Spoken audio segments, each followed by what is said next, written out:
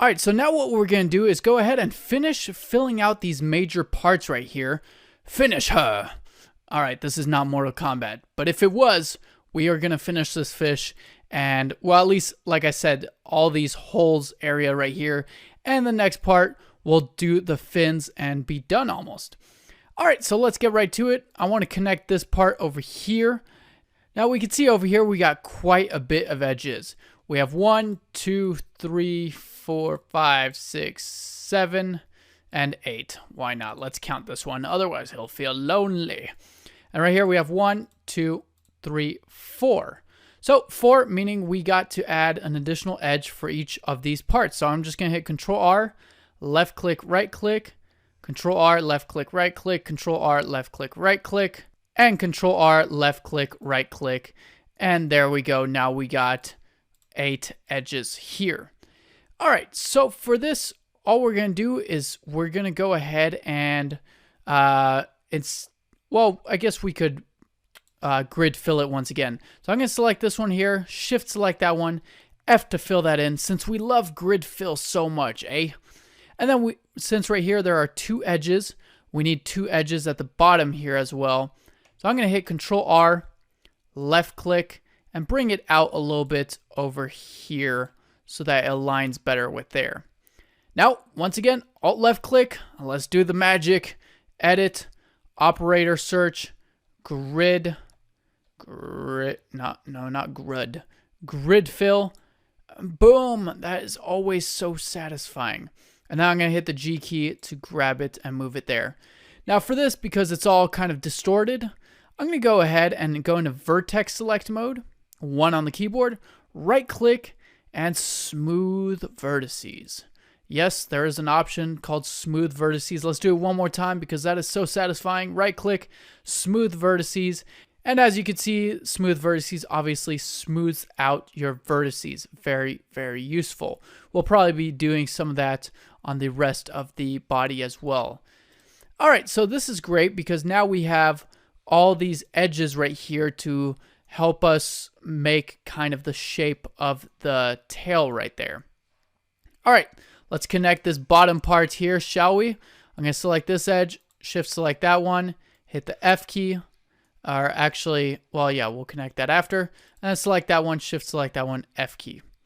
And then right here, obviously, we need an extra loop cut here. So Control R, left click, right click, and hit G to grab.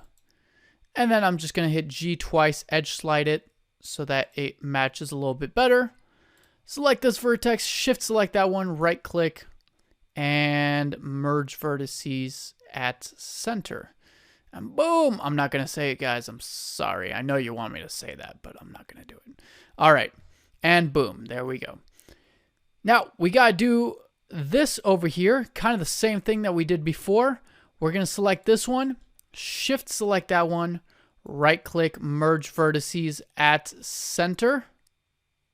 Then we're going to select this edge, and I want to connect it here, but I also want this vertex right here, or this edge, to be able to line up with an edge here. So for now, instead of adding a loop cut, I'm just going to Alt left click this edge loop, G twice, and edge slide this up a little bit so that it aligns with here. And then we could just go ahead and select this, shift select that one, and hit the F key to fill that in. And then we're going to do the same for this one right here. Select that one. And same with this edge loop right here. I'm going to Alt left click this bottom edge loop, G twice to bring it up so that it aligns a little bit more with this one and that one. Select that, shift select that one, F to fill that in. And don't worry, I know right there it's not connected. We're going to connect it in just a second. And then right here, what I want to do is I want to go ahead and we're going to start connecting these together. So let's work in reverse. I'm going to select this one. Shift right here, we need to add some more loop cuts here. So I'm going to hit Control R, add a loop cut here, left click, right click. And then let's select this edge and that one, F to fill that in. Look at this, guys. Isn't this satisfying? We are creating a fish. Brilliant. And then right here, we need another loop cut as well because we have 2 edges here and only 1 here. So let's hit Control R, left click, right click, and we're going to connect this edge, F, select this edge and this one, and hit the F key right there as well. Now we can see that right here, once again, our friend the triangle is here. So easily to fix this, we're going to first add a loop cut here because again, these faces right here are way too stretched too. I want to add another loop cut here anyways. So we're going to hit Control R, add a loop cut, left click, and bring it here so that it aligns with this vertex. Then we're going to select this one, shift select that one, right click, merge vertices, and at center. And there we go. Check it out. Check it out. Okay, I'm not going to sing that song either. And then right here, obviously, we need another loop cut around here for this one to connect to. So we're going to hit Control R, add a loop cut here, left click, and then right click. Select these two vertices here, right click, not smooth vertices, merge vertices, at center, and there we go. Sweet. Then I'm just going to go ahead and grab these, adjust them just a little bit, and there we go. All right, it's coming along. Very nice. I gotta stop saying that. Okay, now, for this whole area, now we just gotta fill up this whole area, basically. So this is gonna be pretty simple. All we're gonna do here is select this edge here, and then let's see how many. I'm first going to hit Control R, add a loop cut here, left click, right click, and then I'm gonna select this edge, shift select that one, and hit the F key to fill that in, because we are gonna grid fill this, ladies and gentlemen. So let's see how many edges we have on the side. 1, 2, 3, 4, and here we have 1, 2, 3. Oh no, we have one too little. Okay, that's totally fine. All we're going to do is I'm going to edge slide this loop a little bit that way. And I'm just going to hit Control R, add a loop cut right here, left click, right click. And that way we got that there. And then perfect, I was going to say. And then on this side we have 1, 2, 3, 4, 5. Whoa, 5 edges plus this one right here. I guess that would be 6. So right here I'm going to hit Control R and then hit 5 on my keyboard to put in 5 loop cuts, and left click, right click, and then hit G just to grab it and put it there. All right, now the magic once again. Alt left click all these, edit, operator search, grid fill, and look at that, so satisfying. And what's going to be even more satisfying, we're going to go into the vertex select mode, 1 on the keyboard, right click, smooth vertices, and let's do that twice. And a third time for good luck. And look at that. How beautiful. Now right here, I'm just going to hit Control R because I know I want an extra loop cut here because there's not enough geometry there. And before I add the loop cut, actually, I'm going to Alt left click this vertex loop, and just at the bottom here, actually, just these vertices, I'm going to hit G twice to edge slide that a little bit, just so it gives it a little bit more room, and then left click, right click on there to add a loop cut there. All righty.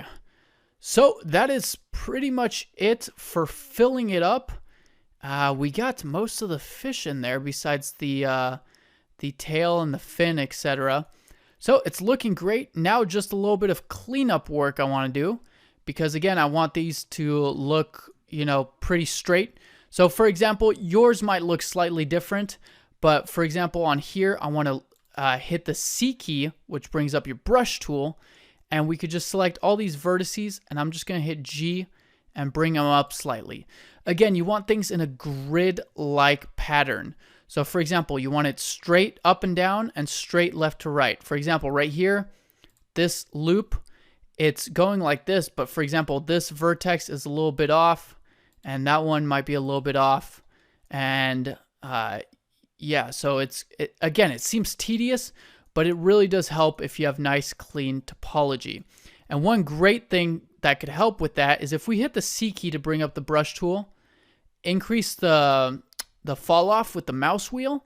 Check it out. We could just left click and select all of these right here. And again, you don't have to select the exact same vertices I'm selecting. I'm just selecting a bunch of these that are kind of like off a little bit. And I'm going to hit middle mouse button to deselect those. And then we'll just right click, smooth vertices, and maybe twice. And then hit the G key to grab it so that it snaps onto the mesh. And there we go. It kind of smoothed out everything and it looks a lot nicer and cleaner. Let's do the same thing with right here. I'm going to hit C to bring up the brush tool. Just select all these right here, including these, I guess. Right click, smooth vertices, and then just hit G so that it snaps back to the mesh. And I'm going to do the same thing right here. And again, feel free to do this on different parts of your mesh where you notice that it's a little bit messy. Right click, smooth vertices, G to grab to snap it back there.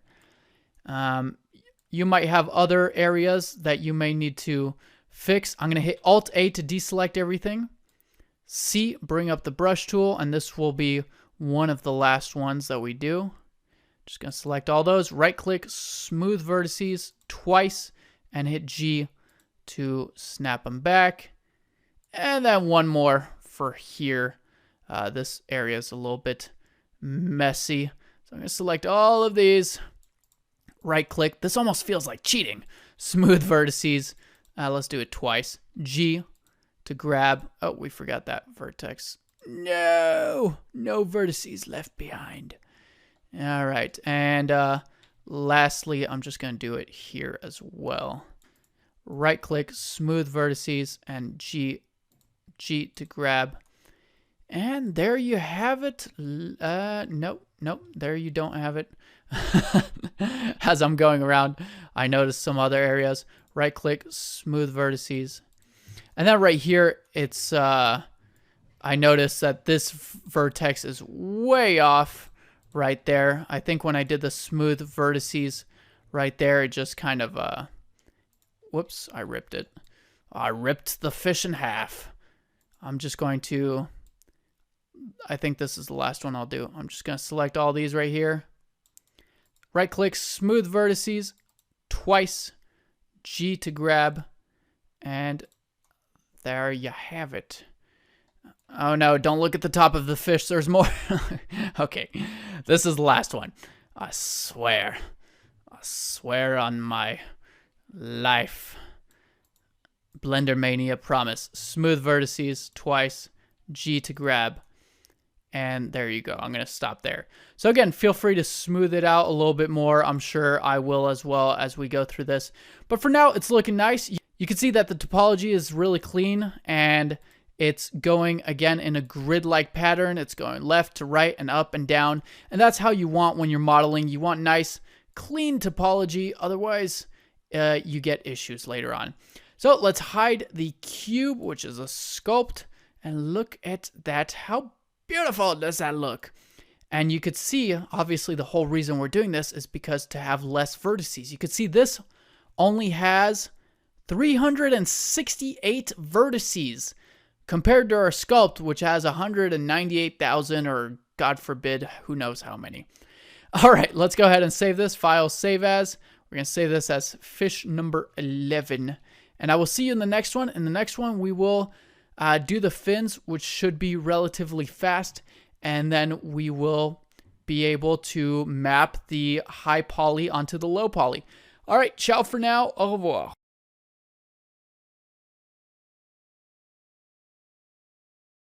All right, ladies and gentlemen, it is time to continue retopologizing our fish right here. So with that, what we're going to do in this part, we're going to do the top fin right here and the fins here. Now, we could do one of two things. We could actually model in these ridges right here on the fins and the tail. However, because the whole purpose of this is to show you how you could remake a low density mesh and basically put the high level detail onto the low density mesh using normal maps, I'm going to not model these with the actual model here, which we can do. But again, I'm going to opt out for that and just make it simpler. That way we will just bake in or put in this detail along with the scales and everything with the normal map. So with that, let's rock and roll, shall we? I first want to go ahead and do the fin area up here. And to do that, I want to keep this nice flow going right here where there's a loop cut around this whole thing. I kind of want to be able to add loop cuts around here as well.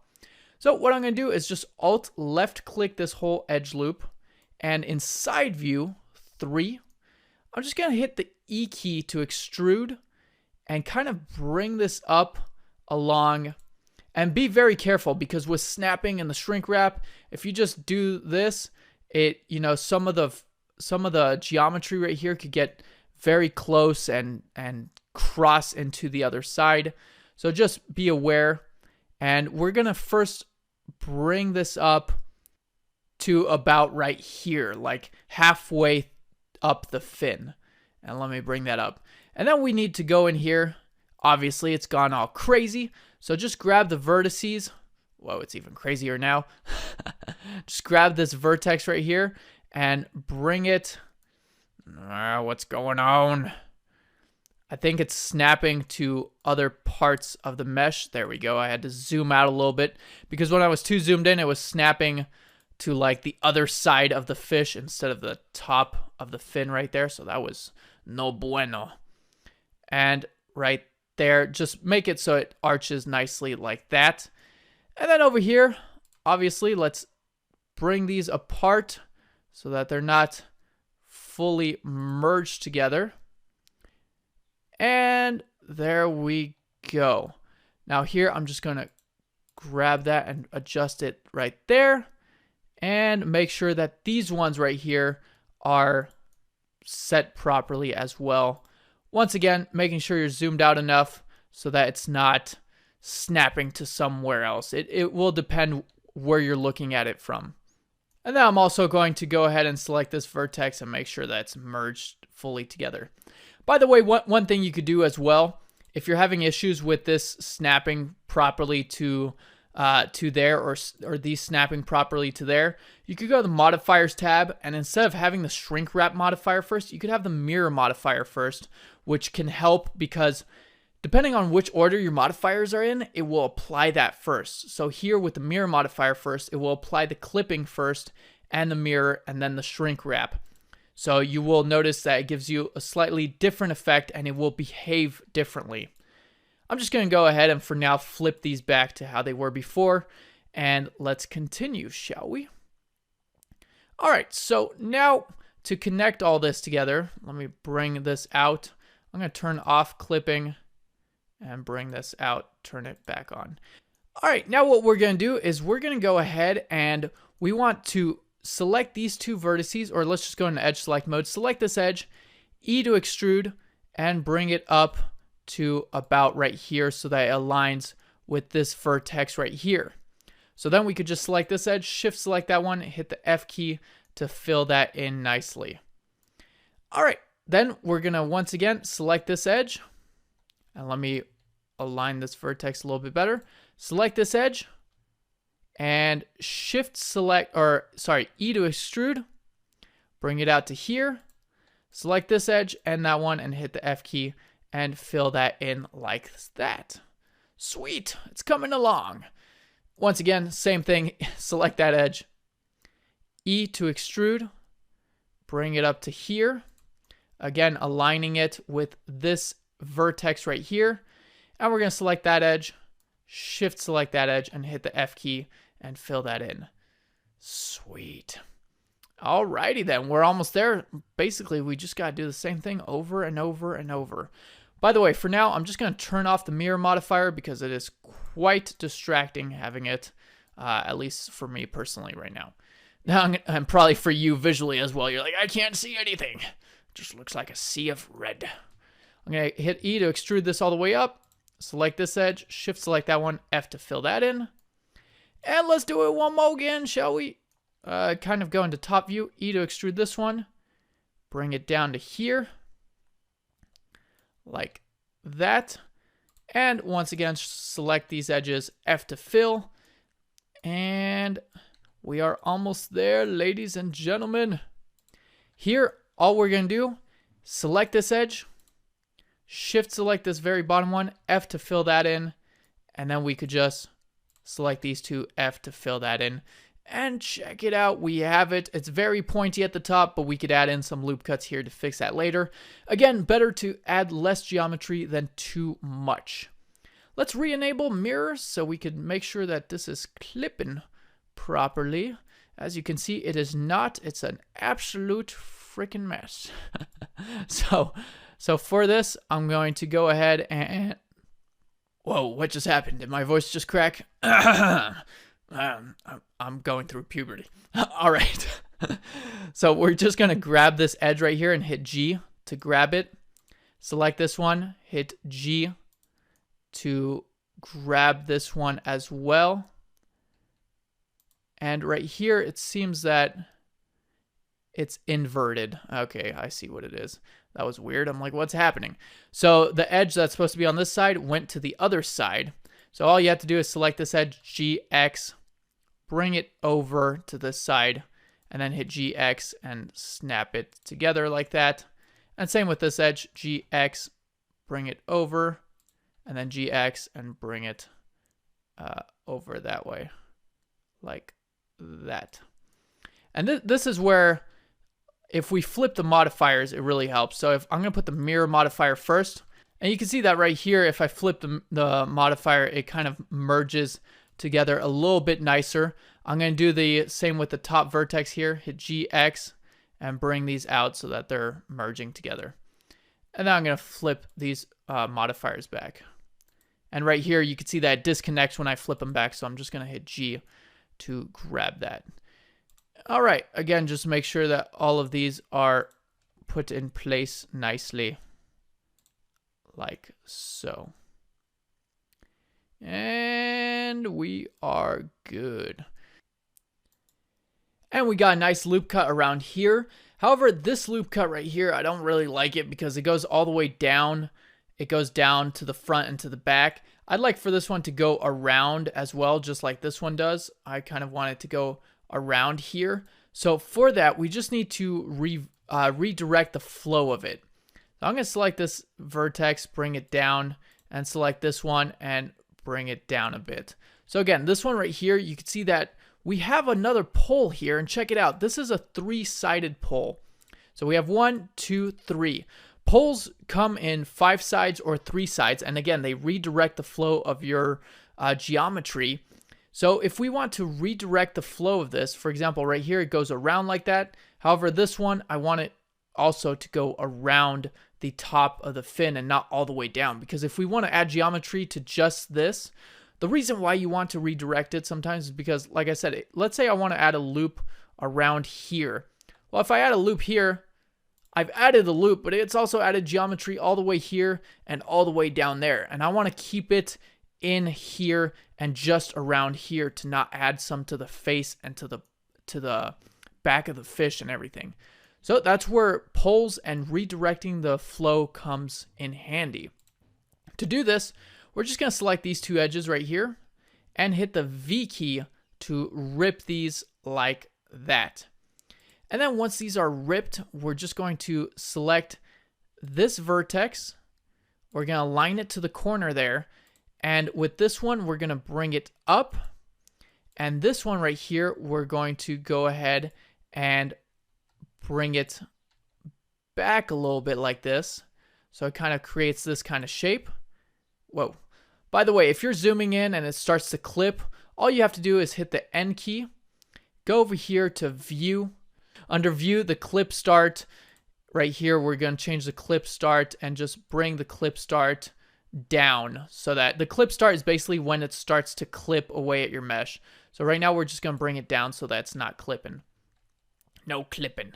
And then we're going to grab this edge right here, hit the E key to extrude, and merge these together like that. And then just hit the G key to bring them together.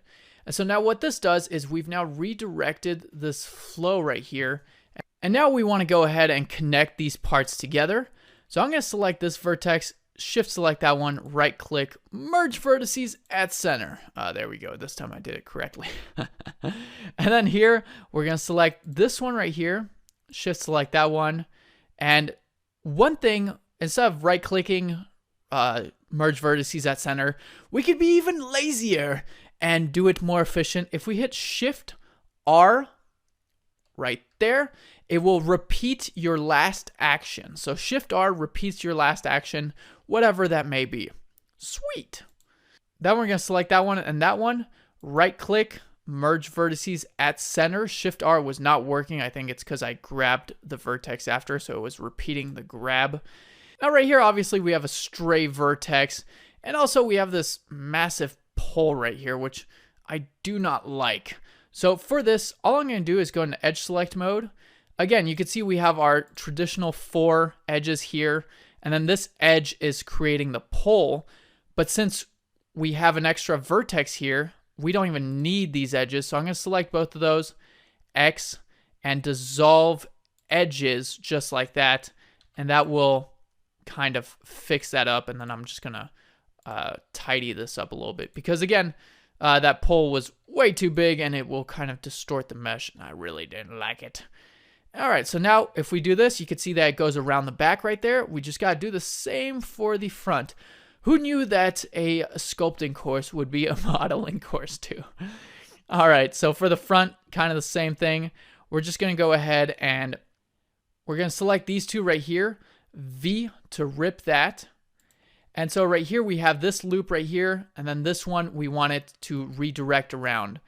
So I'm going to grab this, select this edge right here, E to extrude, and kind of rotate it so that these two align right there, and then E to extrude and bring these together like so.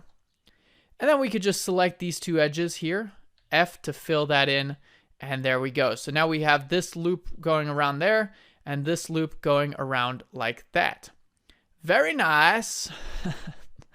I told myself I wouldn't stop saying that. All right, now we got to merge all these together. So I'm going to select these two right here. Right click, merge vertices at center. We are going to merge, right here, we're going to go ahead and merge this one with that one. Shift R.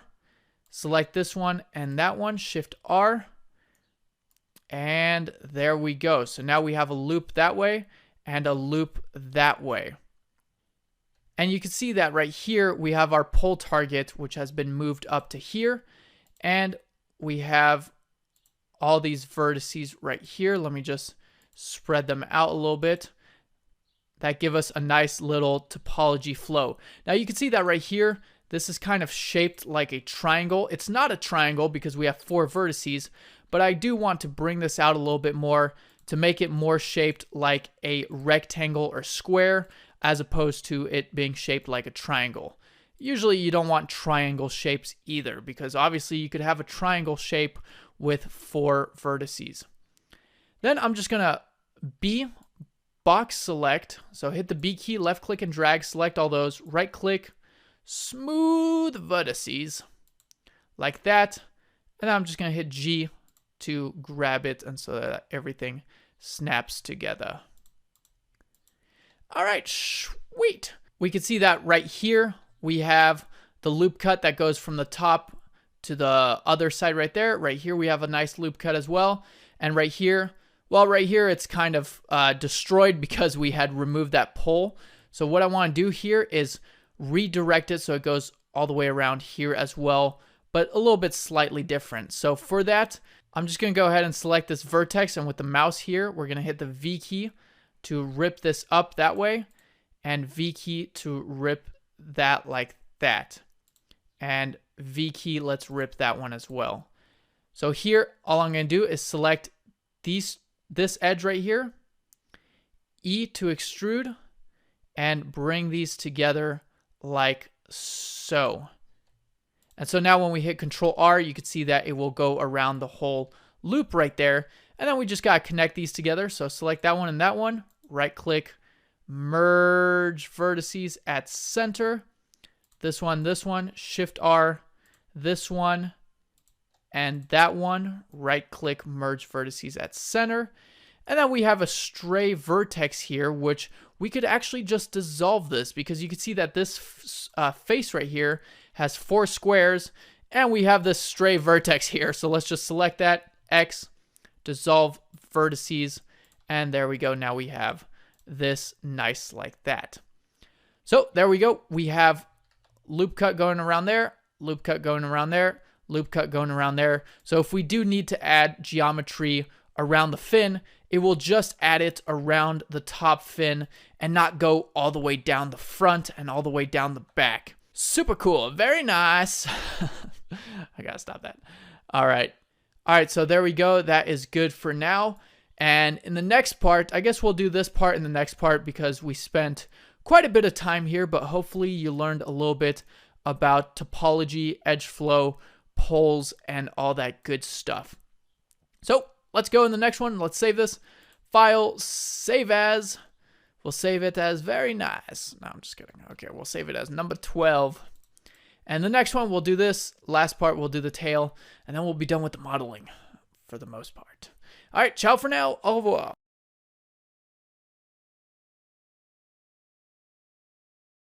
All right, ladies and gentlemen, in the last video, we checked out how to do the dorsal fin up here. So now we're gonna do the pectoral fin down here. Now, one thing, I want to go ahead and select the fish because we had these colors initially for the major and minor loop cuts or loops. I'm just gonna go ahead and delete, hit the minus icon on both of these colors because it will just be easier to see what's going on at this point. All right, now for this, for extruding it out, the easiest way I think we're gonna do it is just go ahead and select this edge right here, shift select that one, that one, that one, and this one. So we have 1, 2, 3, 4, 5 edges selected. And then we're gonna hit 7 to go into top view and just hit the E key and extrude this out all the way to the edge, kind of like that. And again, it doesn't have to conform exactly, but something like that. And then let's just make sure no vertices are going completely crazy. We will align it a little bit better after. So just something like that is fine. Then we're going to go to the bottom, select 1, not that one, 1, 2, 3, 4, and 5. So we have 10 edges that go around here. We selected 5 for the top, and then we're going to select 1, 2, 3, 4, 5 for the bottom, and hit Control 7 to go into the underneath view, and hit the E key, extrude these out, and just same thing, extrude them out all the way out to there. So now we got a fin that looks absolutely terrible, but no worries, we will connect these and make it look nice. Now we're just going to go into vertex select mode. I'm going to select this vertex quickly and hit delete on my numpad just to zoom back in. All right. By the way, just so there's not a bunch of vertices everywhere and it's easier to see, what I'm going to do is I'm going to Alt left click this vertex loop, Shift Alt left click this one, and just hit Control plus to increase the selection 2 times. Then I'm going to hit Shift H, which will hide everything except for that. And this way, just visually a little bit easier to see. All right, sweet. All right, now with this vertex selected, we're going to shift select this bottom one there. So again, these 2 vertices, or not that one right there, the one at the very edge. Let me move this one out a little bit. So this one at this very edge and this one at this very edge. So the one at the very edge of the bottom and the one at the very edge of the top. And we're going to select right click, merge vertices once again, and merge vertices at center like that. Now let's do the same for the other side. Select, now I'm going to move these out a little bit. Let me hit delete once again to zoom in. I'm going to move this one out a bit just because it's kind of in the way. Move that one. Man, it's jumping all over it. Move that one a little bit. And I'm just going to select this one, which is the tip of the bottom, and shift select the one at the tip of the top. They're intersecting right now, but we're just going to right click, merge vertices at center, And there we go. So now we have that kind of shape right there. All right, so the way we're going to connect this now is we're just going to alt left click this whole edge loop, deselect these two sides right there. So we just have the top and the bottom of the edge loop. And we're going to right click and select bridge edge loops. Boom, there we go. Sweet. So now that's looking good right there. All right, now to make this not so straight, I want to go ahead and hit Control R, add one loop cut, left click, and then right click. By the way, you don't want to hit G after you right click, because if you hit G, you can see that everything, because the snapping is on, everything will snap to here since we have all of the vertices selected. So don't hit G after this one. Now you can see that right here we got a little bit of an issue. So let's select this vertex, maybe bring it down a little bit, select this one, make sure you're in a good view that will be beneficial to this. So right there, and let me bring this one down a little bit and this one up a little bit. So just because they got all crunched together, which was no bueno. All right, cool. I'm going to add one more loop cut here. Control R, left click, right click. And there we go. We now have the pectoral fin right there. Now, obviously, it's pretty blocky. We're probably going to add some more loop cuts here to refine it. However, for now, like I've said 100 times, I'd rather add less geometry than more. I'm going to go ahead and hit Alt-H to unhide the rest. And there we have it. We have our little pectoral fin right there. Sweet. Very sweet indeed. Now, in the next one, we will do the tail right here of the fish, and we'll be done for the most part with retopologizing. Sweet. Let's save this file. Save it as fish number 13. I'll see you in the next one. Ciao for now. Au revoir.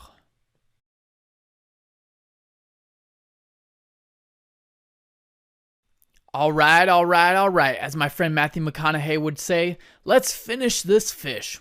The first part, all right, not the fish part. So let's go ahead and we are going to do the tail fin now. For this, it's going to be relatively simple, as always. Let's go into edge select mode. We're going to alt left click this whole edge right here. We're going to go into side view and hit G, Y, and bring it out on the Y axis just a little bit so that it's not so squashed there. Now, with this whole edge loop, we're going to hit 3 to go into side view, and we're just going to hit E, Y, bring it all the way out here, just like that, and hit S, Z, and scale it up so that it goes to the tops of the fins. Now, you don't want to scale it up too much. You can see if I start hitting S, Z right here, the vertices just start to all go to the top and go crazy. You still want them distributed nice and even. So just hit SZ until it reaches the very top right there, and then stop. And then hit GY, bring it out further, SZ, and something like that. And now we'll have to adjust it manually. So manually, let's go in here. We can see that it's an absolute mess over here because we have all the vertices here that joined in and kind of all collapsed together. So we're going to select this vertex here and just bring these out and conform them a little bit better. For example, this one, we're going to bring it out over here. And again, just space them out so that they're not all squished on top of each other, which is always good because we don't want our fish to be completely destroyed and merged together like that. So bring all these out here. And in fact, with these, we might do some merging of these. You can see that this vertex right here is on top or on the other side of that one. So I'm just going to bring it out to right there. And then this one, bring it out to here. I'm going to zoom out a little bit because I'm not able to do anything. There we go. Bring it out to here. And right here, because we have so many vertices at the bottom, right here, I think we're going to do something where we actually condense these into less vertices because there's just way too many vertices here. So what you're able to do is you're able to restructure the flow of the geometry and the topology. And there's different ways we could do that. I'm going to show you two different ways we can do it. So here, let's actually go ahead and we're going to select these vertices here. I'm going to left click and drag, select all these. And I'm just going to hit X and delete the vertices. So delete all of those. Now, there's two ways we could condense or bring down the count of loop cuts or edge loops into fewer vertices.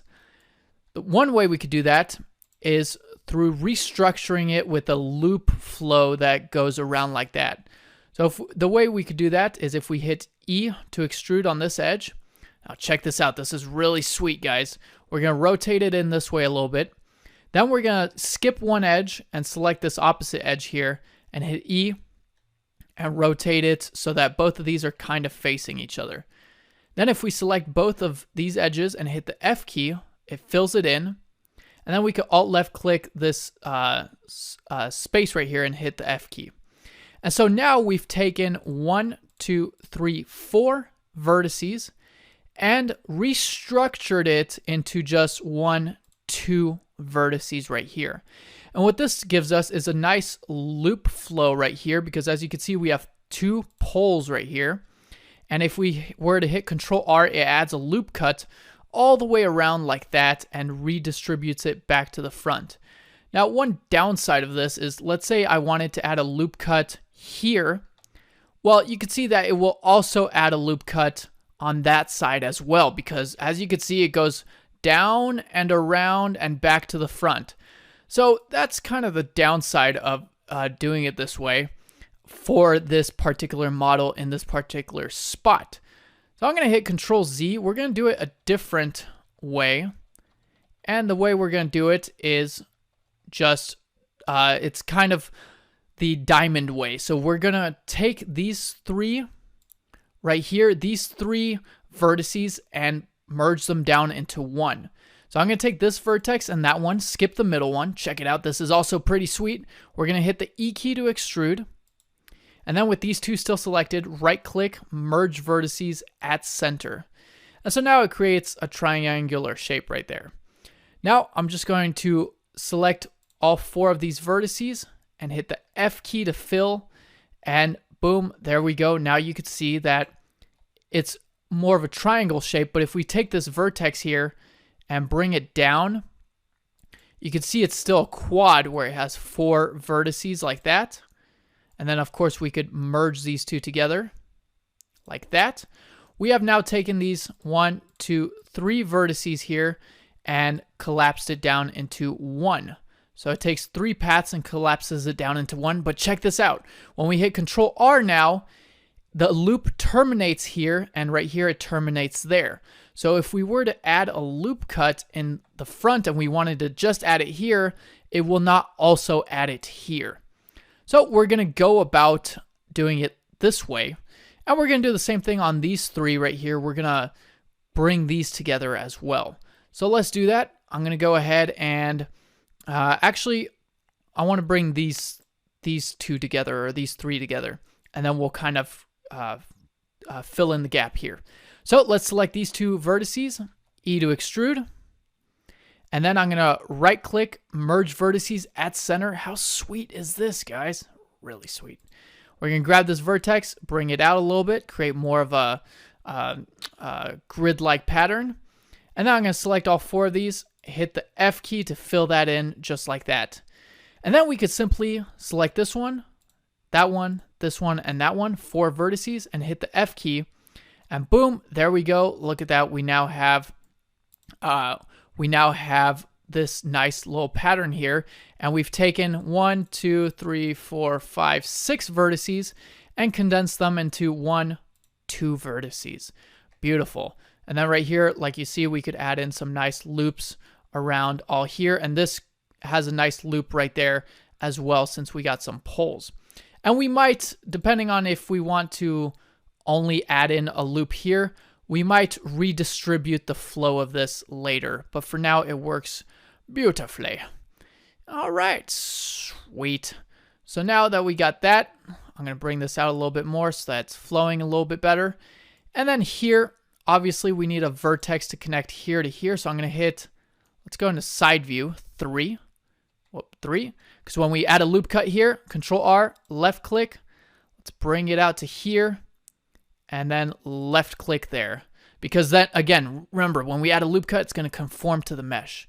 And now check it out. We could connect these and hit the F key. Oh my God, how beautiful is that? So there we go. We condensed our, a lot of the mesh or the geometry we had here from 6 or whatnot into 2. And that will just help us not have so many vertices packed up over here, which we really don't want or need. Now I'm just going to go ahead and select these 2 vertices, E to extrude, bring these out all the way to here, like that, beautiful. And then select this edge, select the opposing edge, and hit the F key to fill that in, and boom, there we go. We now have a masterpiece, ladies and gentlemen. Beautiful, beautiful. For the rest of the fish, like right here, I'm just going to leave this geometry as it is. There are quite a bit of vertices here, but since we're going to be adding vertices probably to the fish anyways, it's fine.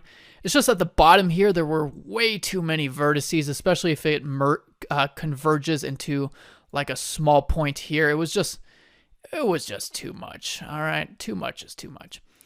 All right, now for the back here, because we have a giant hole in the fish, which is not good. Also, what I want to do is with these 2 vertices here, let's use these vertices to our advantage and have them more over here where it kind of converges and merges together. There we go. And I'm going to move that a little bit there. All right. Just a little bit of adjustment. So like that. Again, these 2 vertices here where it converges. Make it a little bit nicer. All right, so now for the back of the tail. It's going to be quite simple. However, we're going to have to do it a little bit, not by hand, but one piece at a time. Because if you extrude just the whole loop right here, it kind of acts all crazy because it snaps to different parts of the fish, etc. And it's just an absolute mess. So make sure that you are kind of facing the sculpt right here, because we're going to select not this last loop, edge, but this one right here, and shift select a second one and just hit E to extrude and bring it together. And I'm going to do these, 2 at a time because it'll just be easier. And then for these, make sure that they snap together properly. All right, then we're going to select the next 2 edges, hit the E key, extrude them out, bring them together. And then for here, obviously, we need to select this vertex. Let me hit delete key to zoom in. We're going to select that vertex and shift select that one. Right click, merge vertices at center. There we go. And then, of course, right here, make sure, once again, that it merges correctly. Now, again, make sure you're in the correct view. For example, if you're facing like this and you move your vertex, you will see that at some point your vertex will start to snap to the body of the fish and not the tail. So just make sure that you are in a good angle where it's snapping to the tail and not like the body over there. All right, let's select 2 more. E to extrude. You can see right here, for example, it's going all crazy. It's not really knowing where to snap because I'm at a strange angle. And right there, it's even worse. So let me go back to how I was before. Like that. And then I may need to just go into vertex select mode. Let me redo those, actually. I'm just going to try to do it 1 at a time. And right here, E to extrude. You can see it goes all crazy there. So just extrude it, bring it out, and maybe go into vertex select mode. Select these vertices here, right click, merge vertices at center. So again, sometimes on smaller parts of it, when you're doing snap to and retopology, especially with the mirror part of it, you need to do it little chunks at a time, otherwise it might go crazy. Here I did 2 edges at a time. And then once again, go into vertex select mode. I'm going to bring this out, select this vertex, that one, right click, merge vertices at center, and just make sure this one's merged nicely. And this one, which is not, let's merge this nicely there. All right, sweet, we're almost there, ladies and gentlemen. Extrude these 2 out, bring them together, go into vertex select mode, fix the mess, right click, merge vertices at center, and then these ones just make sure that they are correct. And then this one kind of snapped to the other side. So there we go. All right, sweet. And then for some reason, this one is flipped to the other side as well. Sweet. Now here to fill the very top of the tail, all I'm going to do is I'm going to first select this vertex here, hit G to grab it and kind of move it up. And then I'm going to add a loop cut right here, left click, right click, like that, and it adds it all the way down to there. And then I'm just going to grab this vertex, reposition it a little bit, and then select 1, 2, 3, 4, those 4 vertices, hit F to fill that in, and there we go. Sweet. And then let's go to the bottom if I'm able to. Yeah, there we go. All right, I'm just going to select this and hit delete on my numpad to zoom in because, yeah, that was too much having to move around. And we're going to do this a similar thing here. We're going to select this vertex here. Let's grab it, and we're going to move that one there. And then we're going to select this vertex here. We're going to reposition it around here, again, to have a grid-like pattern. Select these 4 vertices and hit the F key. And there we go. Look at that. And now also we have a nice little edge loop or flow right there. Sweet. Now let me just check there. Okay, never mind. That was just the sculpt sticking out. I'm like, what's going on there? All right, nice. So that's awesome. Very nice. Now, what we want to do, obviously, hit 3 to go into side view. And right now, we need more geometry going this way. We're just going to hit Control R, add a loop cut here, left click, and bring it out a little bit to about here so that it aligns with there. And then we just need to basically select these vertices here. And in top view, because again, we have snapping, we're just going to hit G to grab it in top view so that it snaps to the sculpt right there. And we got to do the same for the bottom. Select this vertex and that one right there. I cannot select the other one. Oh no, that's the only one. Select that one, snaps it right there. Like that. And maybe move that one down a little bit. And then make sure it's merging properly. Very nice. Very nice indeed. All right. We're almost done with retopology, guys. Thank God. I really do enjoy retopologizing. I don't know what people are complaining about. It's quite fun. And then for these, I'm just going to reposition them so they flow a lot nicer. All right. I'm going to grab this, bring that down a little bit. Maybe bring that one down and over so that it's conforming a little bit better. And then make sure that's snapping, obviously. All right. And again, we are still kind of blocking it out. There's stuff that we probably will and might fix after. Let's add another loop cut here. One more. Left click, right click. And once again, make sure that especially these at the top, go to top view, hit G, grab them, make sure they're snapping properly. I'm going to move that one back a little bit. And same thing with the bottom part of it. Make sure that it's snapping and grabbing. Snapping, crackling, and popping properly. All right. Beautiful. Well, that is indeed beautiful. One thing I want to do, I want to go ahead. Let's leave it like this since we finished blocking it out, basically. In the next video, we will take a look at either adding loop cuts. We'll also turn on probably the subdivision surface modifier to smooth this out. And then we will be done with modeling. We also just got to finish the eyes quickly and the mouth, but that will be super fast. So in the next video, we'll finish the eyes, the mouth, and add in any additional loop cuts that we may need. But there you have it. We have now modeled or retopologized our fish. So in the next one, let's clean this up a bit. I'll see you there. Make sure to save, file, save as, and now our fish looks like a fish. Ciao for now. Au revoir.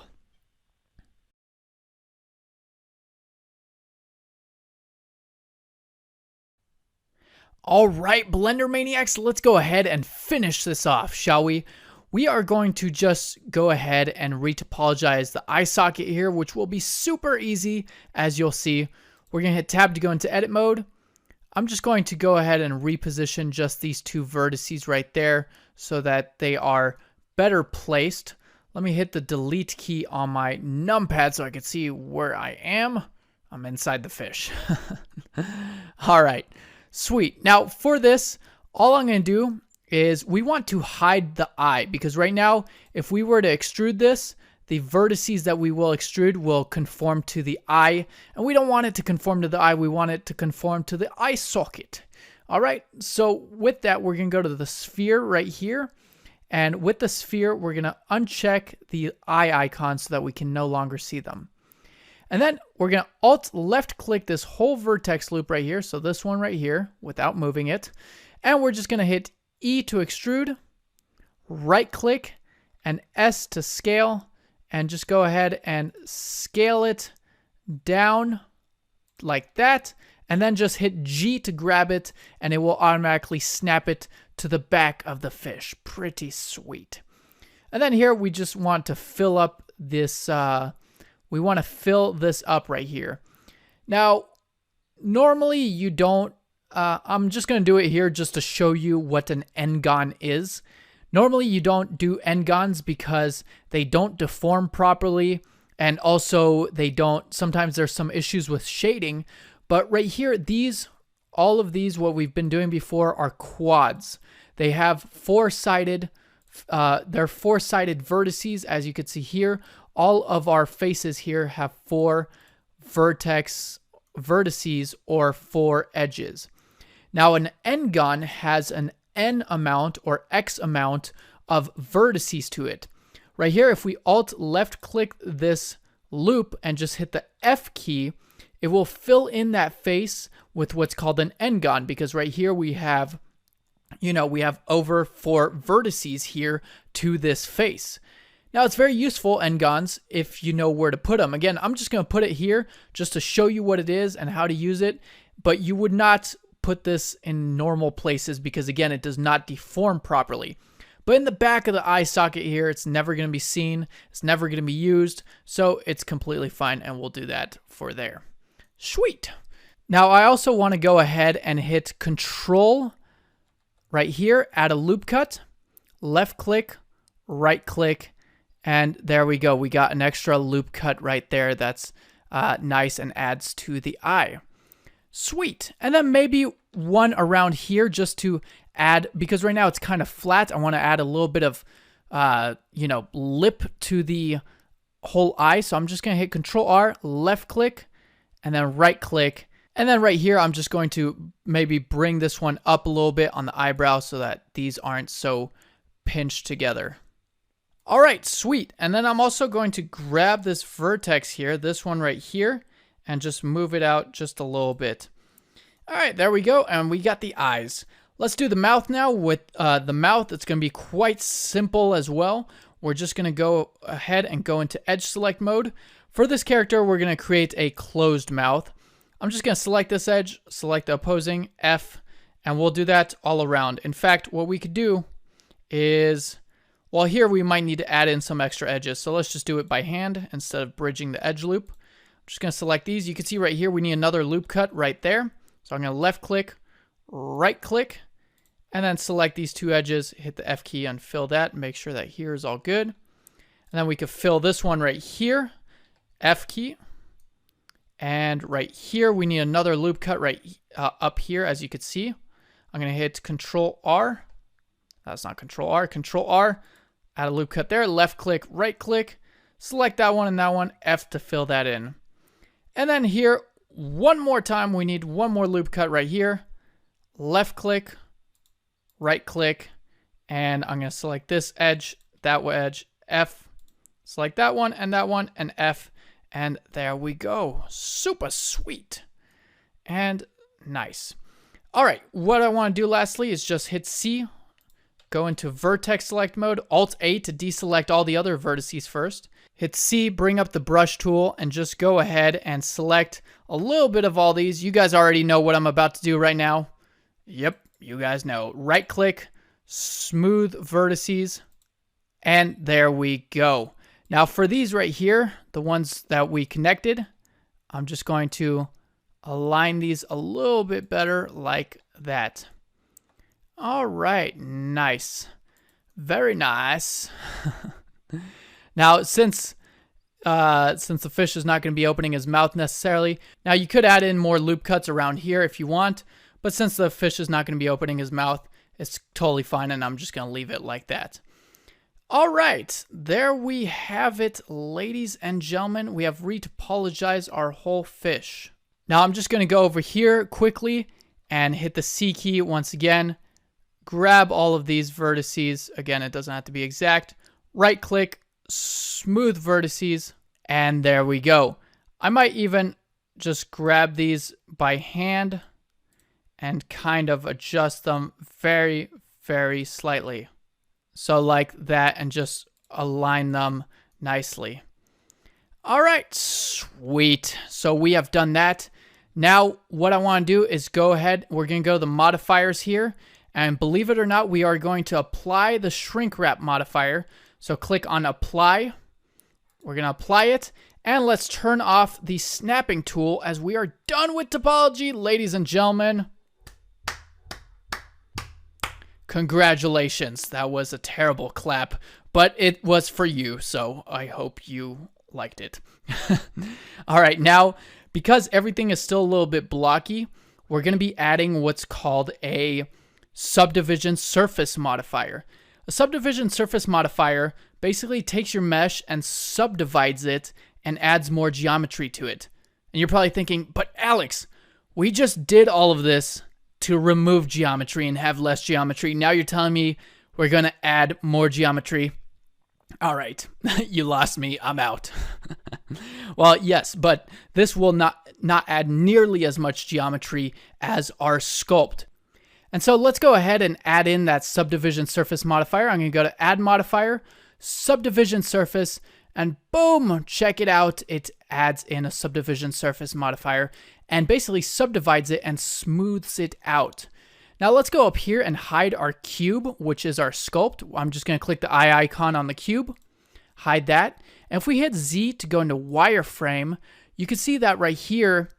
I'm going to go ahead and turn off optimal display because with it on, it doesn't really display the wireframe of the subdivision surface. So let's turn that off.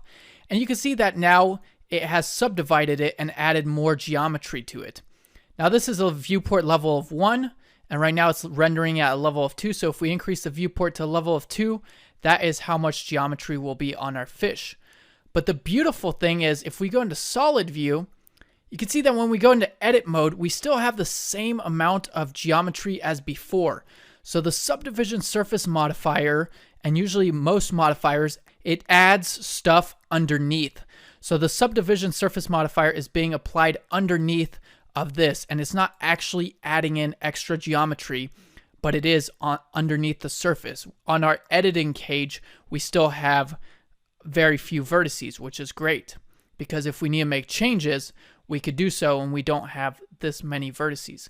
So let's put both of these, viewport and render, to 1 for now, and sweet.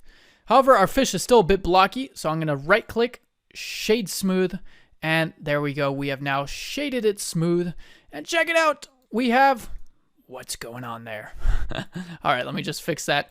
Also, one thing, actually, I'm glad I noticed that. You can see that right here, all along the middle seam, you can see that we have an issue right here. Well, not really an issue, but it's not clipped together properly. So I'm just going to Alt left click this whole middle seam right here, and we're going to hit GX, and you can see as soon as we hit GX, we have some issues there. So we're going to hit GX and bring it a little bit to the left, and then GX and bring it a little bit to the right.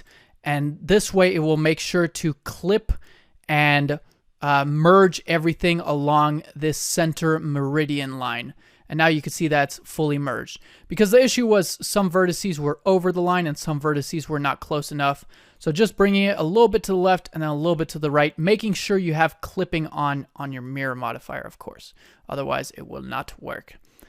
All right, sweet. And look at our fish. Beautiful. We still don't have a name for this thing. We will call him Sushi. All right, and let's uncheck the eyes. Uncheck the spheres right there. And you think the spheres are just completely gone, but no, it's because on our mesh, we also have to go to the object data here and deselect in front because, oh my God, look at him. Peekaboo. Okay, because in front, it will obviously display this mesh over the eyes, in that case, kind of hiding the eyes. So deselect in front right there. And there we go. We have our fish. Let's save this quickly, and then I want to show you something once we save. Save as 15 and save. Now I'm saving before because I'm going to move this around and I'm just going to reload our previous save after. Now right here, if I grab the fish, GX, and let's unhide our cube and make it select. Well, we don't have to make it selectable. Let's move this to the side. So here is our sculpted model and here is our retopologized model. But check it out. Now this one obviously has a lot more detail to it with the scales and the fins right here. But this one, you could see, is a lot of geometry. It's almost black because there's so much geometry. And this one is not a lot of geometry, meaning you could actually animate it and rig it, and it will take a lot less time to render. Now, what we're going to do in the next parts of the video is get this high level detail and put it on here using some images and normal maps. That way we get the best of both worlds. But look at that. Our retopology looks pretty much exactly the same as the other one. Pretty sweet. And like I said, the high level details such as the scales and all that, we'll have this on here through a map. All right, I'm just going to go ahead and close this and reopen our saved file. I mean, I could just hit Control Z to undo the move, but I will see you in the next video. Ciao for now. Au revoir. All right. Oh God, Matthew McConaughey's back. Okay, guys. Now we are done with retopologizing and we are going to move on to the next step. So again, when you're sculpting, you can just sculpt and you don't have to do anything that we did after the sculpt. However, if you want to be able to animate your character, like I said, or have it render faster, retopology allows for you to do that because you remake your mesh in a low poly or less density mesh as compared to sculpting. Now, obviously, like I said, we don't have the detail from the high poly or the sculpt that we did on this lower resolution one that we modeled, but we are going to transpose that using a normal map.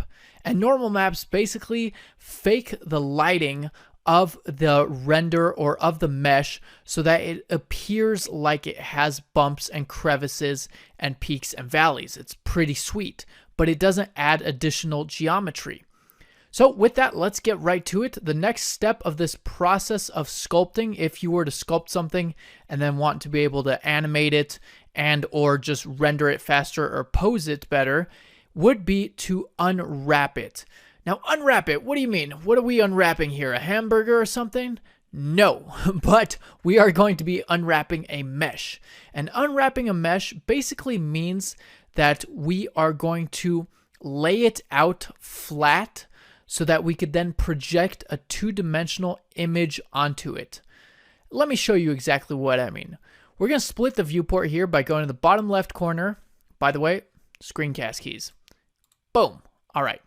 Go to the bottom left corner, left click and drag out. And we're going to change this viewport window to the UV editor right here. Now, if we hit, and by the way, one thing we want to do is also apply the mirror modifier. Because when we unwrap, we want both sides of this to be a mesh and not necessarily a mirror of the other side. Because we're also going to be texturing this, and we want it to be all one mesh and not just half a mesh and the other side mirrored. So in object mode, go ahead and click apply on the mirror, and there we go. Now, one other thing I want to make sure of is that and this is good for any model that you do. You want to always make sure that there are no doubles, that's number one, and that the normals are flipped. Now, what the heck does this mean, man? It sounds like we're talking about opening up a McDonald's chain right now. Flipped normals, like flipping a hamburger, unwrapping. What are we making here? Well, removing doubles basically means a double is when there is a vertex right on top of another vertex like that. And that's called a double. There's double vertices or double faces or double edges. And you don't want that because that creates issues with just about anything, with unwrapping, animating. You just don't want it. It just creates a mess.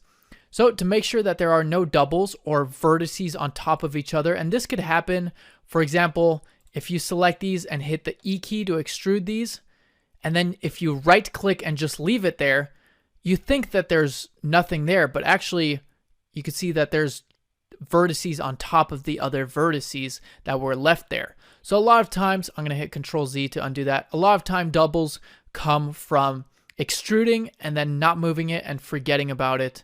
And then you have vertices on top of vertices, and that's not good.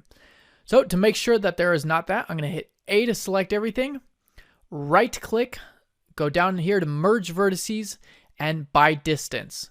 And you will see at the bottom here if it removed any vertices. Right now it removed 0 vertices, so we did not have any doubles here, or at least my mesh didn't. Yours might. It might say removed X amount of vertices. The next thing is to make sure that the normals are flipped. If we go up here to this little drop down icon, we could see right here we have normals, and let's go ahead and enable the face normals, which is this third one right here. So if we enable that, look at that, we got a porcupine fish. Brilliant. Now the normal is the direction of a face. So just to show you, I'm going to take this face right here and hit Shift D, Z, and bring it up. And so the normal is the direction, and it's always perpendicular to the face. It's the direction that the face or the geometry is facing. So right here, I'm going to hit delete on the numpad to zoom in. You can see that the face is facing that way. If with this face selected, I hit Alt N, or actually, yeah, I'm going to hit Alt N. And this is to flip or recalculate normals. So you see, if I hit Alt N once again, I could select flip, and it will flip the normal. So now it's going this way and it's going inwards.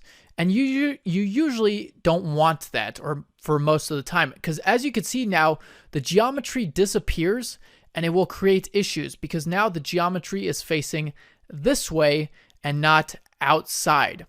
So usually you'll want to select your faces and hit Alt N right there, Alt N, and select recalculate outside. And that way it will recalculate the faces so that they're facing outside. So I'm going to hit X and delete this face, and then hit the A key. It seems like they already all are for the most part. They all seem pretty good, but sometimes you might have one or two stray ones. So I'm just going to hit the A key, Alt N right there, and select recalculate outside. And there we go. It probably did nothing, but sometimes you might have some normals or the faces would be facing inside. And again, this happens a lot when you extrude. All right, let's get rid of our porcupine fish. We're going to go up here, deselect the normals, and there we go. Now, for unwrapping, yes, more lingo. Unwrapping, now that we've got removed the doubles and the normals flipped, what we're going to do for unwrapping, one other thing I want to do quickly is it's always good to apply the scale of your object as well. I'm going to hit the N key to bring up the properties here and go to the item. you can see that the scale is set to 0.053. So now what we're going to do, we are going to unwrap this. And unwrapping basically means this is how you add textures to your objects.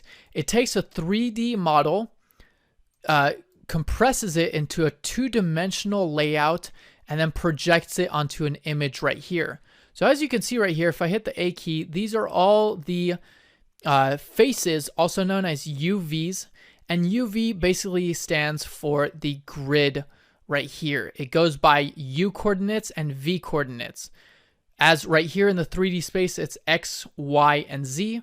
The coordinates for the 2D space is U and V. So that's what UV unwrapping means. UV is basically because there's not a third coordinate because it's two-dimensional. So it's a U and a V coordinate. Now, what we want to do is we want to add some seams to this and unwrap it properly. And I'm going to show you exactly what all this means. So for now, what we want to do is go into object mode.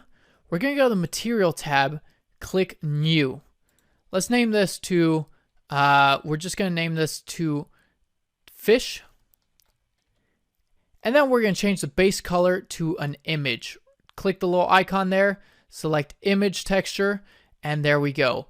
And then we're going to change up here from the solid view to material view. So this will show us, it will display our 3D viewport as a shading material. Look at that, we got an evil fish now. Just black with white eyes. He's haunting. All right, so there we go. Now it's colored black because it does not have an image to it yet. So we're gonna go over here. Let's go in edit mode. And under the UV editor, middle mouse click and drag at the top menu here. And we're gonna click on new to add a new image. We're gonna name this test because this image, we're just adding it to properly unwrap our fish here. And we're going to leave it at 1024 by 1024 and change the generated type from blank to color grid and click OK. And now what this does is it adds a color grid like this. However, it's not displaying on our fish because we need to select it down here. On the image, select the test image. And look at that, now we have a really colorful fish. But you could see that the projection of this image onto the 3D object is absolutely terrible. It's very stretched, and yeah, it's very stretched. So if we were to add a texture to this, which we're going to do, we're going to color it, and we're also going to add the normal map, which is an image that adds in the finer detail, it would be very stretched like this. So to tell Blender, because right now when we hit, if we hit U is to unwrap.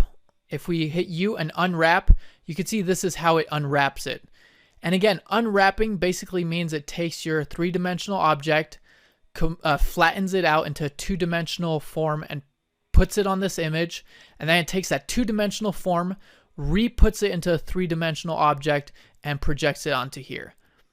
And to explain a little further, what we're going to be doing is we're going to be adding seams to this. Oh my god, more lingo. Yes, great. Well, seams, you could imagine, for example, imagine if you had your t-shirt, and your t-shirt has seams on it where it was sewn. So your t-shirt, if your t-shirt is on your body, is kind of like this fish right here. It's a three-dimensional object. However, let's say you wanted to print something on your t-shirt, which right now we're printing this image onto the fish. Well, if you want to print something on your t-shirt, what you could do is take the t-shirt off and then cut it where all the seams are. If you were to cut it where all the seams are on the t-shirt, you could then lay it out as a flat piece of cloth on a table and then project an image or project something onto it and then re-sew it where the seams would be and then put it back on your body, and now will be 3D again, but with a projected image. And so adding seams in Blender, hopefully that made sense. Adding seams in Blender is very much the same thing. We're going to cut or tell Blender where to cut this mesh, and it's going to cut it and lay it out flat onto this image and then sew it back up and project it back onto the three-dimensional object. All right, so let's get right to it because right now there are no seams. So when we hit U and unwrap, it doesn't know how to unwrap it and it's just an absolute mess. So let's see how this works, shall we? I'm going to hit 2 to go into edge select mode. And we're going to select this edge right here. Shift select these 4 edges. And shift select 2 more edges there. So we have all of these edges selected. Then we're going to hit Control E, which is the edge menu. And we're going to select Mark Seam. And when you mark a seam, you can see that it adds red lines to it, showing that these edges are marked as a seam. And now if we hit A to select everything, watch the model and this over here, the unwrap and the model. If we hit U and unwrap, check it out. Now we got a different pattern on the fish, and also our UV projection, or the two-dimensional projection of this 3D model, is very different. And you can see that the image or the texture is not as stretched. It's a little bit better, but still really stretched. And so you can see that right here, the grids of the image are very small. And then right here, they're very big. It's like one big square. And here you'll be able to see that the whatever is projected on here, if we hit the C key to bring up the brush tool, we could select some of these vertices here and move them around, and it will move around what's projected there. And you can see that this part of the mesh is all of this part on the 3D model. And some of this right here, if I select some of these, it's the front part over here, as you could see right there. So we want things to, again, just like when we modeled and everything is kind of in a, grid-like pattern, we want the same thing for the UVs. We don't want them like some really small like this and then some really stretched like right here. We want everything to be somewhat the same. So we need to add in more seams to tell Blender to cut it up some more and unwrap it. Because again, right now what it's basically doing is it's cutting here and then trying to rip that open and stretch that out. To give you a visual idea of what this does, and you don't have to do this, but it's like if we were to take this, hit the V key to rip that, and then it's basically just trying to take all of this right here, and if I turn on the proportional editing with the O key, it's like trying to take all of this right here and just like lay all this out flat from these 3 rips right here. And it's just not enough data to be able to rip it and lay it out flat here. It's obviously stretching a lot. So what we're going to do is hit Alt, left click this whole loop right here. So the loop that connects with this one here. And we're going to hit Control E, Mark Seam. Now let's see what that did for us, shall we? We're going to hit the A key to select everything, U, and unwrap. And check it out, that already looks a whole lot better. However, it is still pretty stretched, but check this out as well. I'm going to hit the T key quickly to close that. We have the whole face. If I select one vertex here and hit Control L to select the linked, you can see that we have the whole face in a separate UV. And the reason it's separate is because this last seam that we added, you could see if I go into wireframe mode, goes all the way around. And when a seam goes all the way around, it cuts it off and puts it, let me go back into material view. It cuts it off and puts it into its own UV island right here. So now this is separate, and then we got the body right here, which is separate because of this seam now. All right, but it still looks pretty terrible because everything is still stretched here. So let's add in some more UVs. I'm going to quickly go to the modifiers too. And right here, for example, at the top right here, it's a little bit hard to click the edges here because they're hidden. Because the subdivision surface modifier is not being applied to the mesh or to the bounding box. So I'm going to enable this option right here, which enables it on the cage. And you can see we could see it a lot better. So now I'm going to Alt left click this loop right here. Shift Alt left click there. Shift Alt left click here, and Shift Alt left click right there. So basically I have a loop all the way around the top dorsal fin. I'm going to hit Control E, mark seam. Now obviously because this is a loop all the way around here and it's cutting off the whole top dorsal fin, if I hit U once again and unwrap, you can see that the dorsal fin is right here now as a separate object. And there we go, that is cut out nicely. All right, now let's do these fins down here. I'm gonna Alt left click there, Alt Shift left click here, Alt Shift left click there, and Alt Shift left click there. Let's do the same on the other side. Alt Shift left click, Alt Shift left click. And again, a lot of times with different body parts, it's nice to separate them out. So I'm gonna hit Control E, mark seam, and there we go.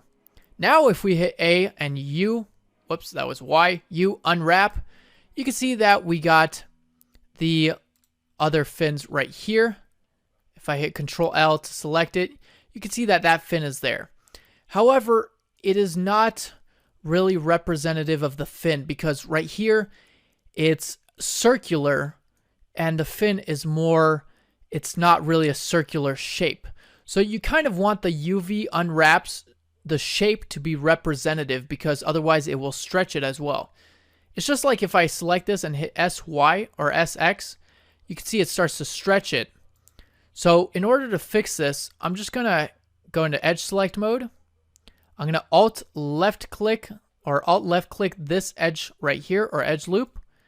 Then we're going to go in, Shift left click these edges here, and then Shift left click, not that, Shift left click these edges there up until there. So we're going to have a loop that goes from here all the way to there. And hit Control E, mark seam. Now if we hit the A key, U, I keep hitting Y, U unwrap, you can see that now the fins are more representative of their shape right here. We got the top right here, or the bottom, I'm not quite sure. So this is the top. And then right here we have the bottom, as you can see right here, because we marked a seam right there and separated it out. Man, that's a tongue twister. All right, let's do the same on the other side. We're going to Alt left click there, hold down Shift, select these edges there, and then hold down Shift, select those edges, Control E, mark seam, and bada boom, bada bing. Oh God, no, don't say it. All right, now let's hit A. Oh wait, did we mark those seams? Yeah, I guess. I don't even remember. Select, hit A, U unwrap. All right, and then one more. We're going to do one more here for the tail. I'm just going to Alt left click this loop right here that goes all the way around. Control E, mark seam. A, U unwrap. And so that takes care of the tail. And now we want to go ahead and add in one more because we could see that right here on the UV unwraps, this big part right here is basically the whole body of the fish. And that's because we have the fins and the head separated and marked, seamed off of the body, but the body itself does not have any seams to go along it and, you know, unwrap it properly. So what we're going to do is Alt left click this whole middle seam right there. So basically have this whole middle seam going around the fish all like that. And let me go back into material preview. And now we're going to hit the C key to bring up the brush tool. And I'm going to deselect the ones on the face because I don't want any seams going straight along the face right there. And we could deselect these as well since they're already marked. Then I'm just going to hit Control E, mark seam, and then let's hit A, U, unwrap. And there you go. You can see it's unwrapped it and it's put it into two halves. And this looks a lot better. You can see that the squares and the patterns on the fish are relatively the same size, which is exactly what we want. Pretty sweet. Now, one thing to take note of is that wherever you add a seam on a model, that is where it is basically breaking it up with the UV. So depending on what kind of texture you use, it can add a seam on the texture, which sometimes is not good, obviously. But based on what we're going to be doing here, we're going to be actually texture painting it. It will be completely fine. But as far as seams, you want to add them in parts of the model where you won't really see them. So again, right here along the side right there and along the top. And that's why I didn't want to put some seams straight down across his face as well. I kind of want this part to not have as little seams as possible. So there we go. And also right here, it's good on the tail, the seam that's going along here, because that's not very noticeable since it's on the tip of the tail right there. Whereas you don't necessarily want some seams right along here. Again, you want them kind of hidden and not that noticeable. So that is marking seams and UV unwrapping your model. Let's make sure to save this, file, save as, and I will see you in the next one. Ciao for now. Au revoir.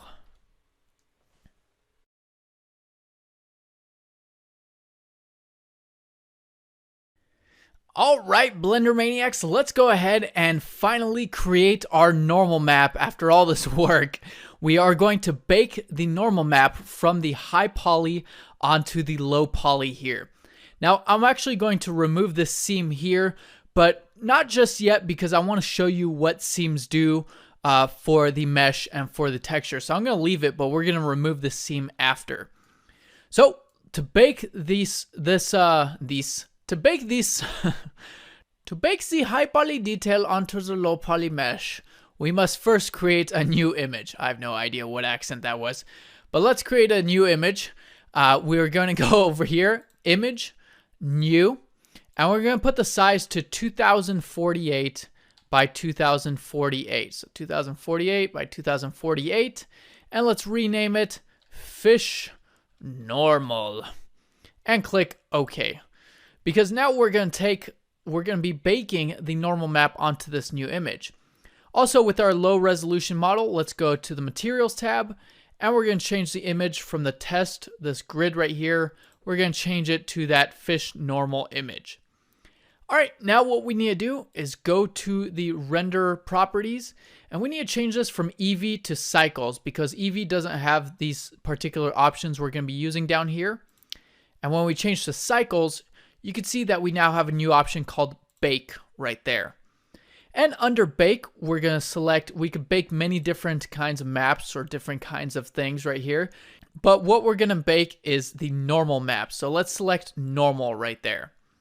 And then we're going to select selective to active right here. And this basically means we will first select, and let's unhide our sculpt, by the way, by unhiding it and making it clickable there. We will first select our sculpted model and then shift select our modeled model. Wow, brilliant. And this basically means it's taking the selection to the active. So it's taking the sculpt to the low poly model. And then when we go ahead and right here and click bake, it will bake the detail from the high poly model, the sculpt, onto the low poly. So again, make sure you select the sculpt first and then the modeled fish and then click bake. Make sure you have selective to active and normal selected. Now down here, it's saying that it's baking the normal map, and then it will pop up right here. And look at that, brilliant. However, it is not exactly how we want. Now, normal maps, the way they work is you want basically blue and purple values only. Normal maps are based in RGB values, and they represent X, Y, and Z. So basically, they're able to fake the lighting of your mesh and give it a more three-dimensional feel by faking the lighting with X, Y, and Z values. And this gives it the illusion that there's bumps and crevices and stuff like that. However, we want our image to look like this here, the nice blue, purple right here that we have there, not this weird orange and yellow there. Now to do this, the reason this is happening is because we don't have the ray distance enough. You can see the ray distance is set to 0. Now the ray distance is basically, so it is basically projecting some rays from one model to the other one, and these rays help it to project the high poly detail onto the low poly mesh. Since the ray distance is at 0, some of it is being calculated, but some is not because there's not enough distance. So let's increase this to 0.5 right here. I'm going to increase it 0.5 and click bake once again and see what that gives us. And right there, you can see that we're almost good. However, we still have some orange and yellow spots, and we don't want it like that. We want it to be 100% like this.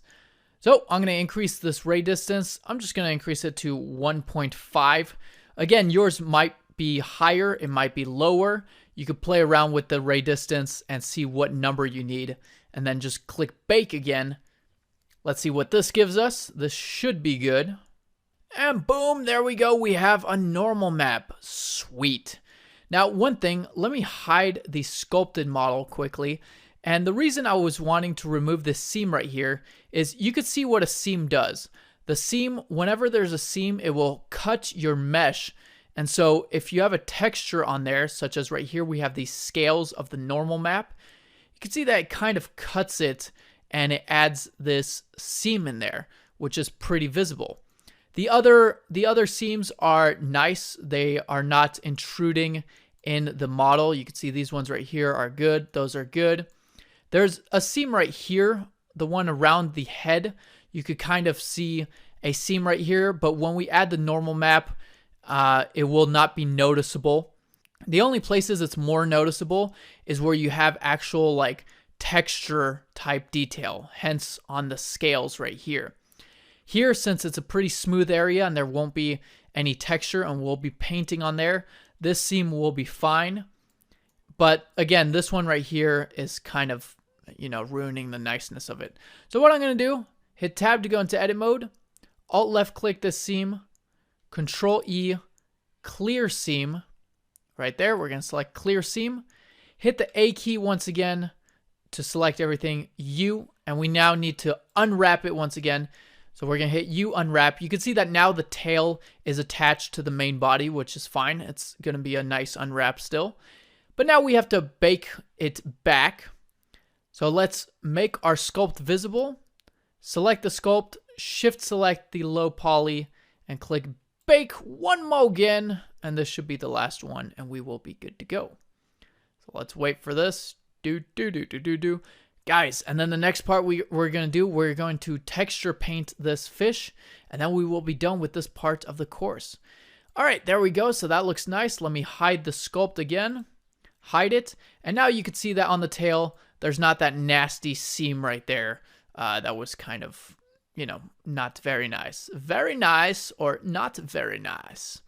Now, to actually use this normal map, what you want to do whenever you bake an image in Blender, or if we texture paint, you want to save this image, because if you save your blend file and then close Blender, this image will be gone and you'll no longer have it. So make sure to go to Image, click Save As, and make sure to save your image somewhere. So here I'm just going to save it as Fish Normal, Save As Image. All right, now what we want to do is, again with our low poly mesh selected, let's go to the shader editor. And here we want to set this up properly because it's put in our normal map right here, our normal map into the color, which is not what we want. This is a normal map. And so we want to take this noodle right here and put it into the normal output or input right there. And then it will make it as a normal map. And you could kind of see it's giving detail. However, we need to do two more things. We need to hit Shift A, add in a vector, and select normal map, and just drop this in here. And then we want to do one more thing. You can see that there's some nasty lines and shading going on right now. And that is because this image is set to RGB. And this is a non-color image. So we need to select non-color data right there. And that will go ahead and fix that. And now look at that. Pretty sweet.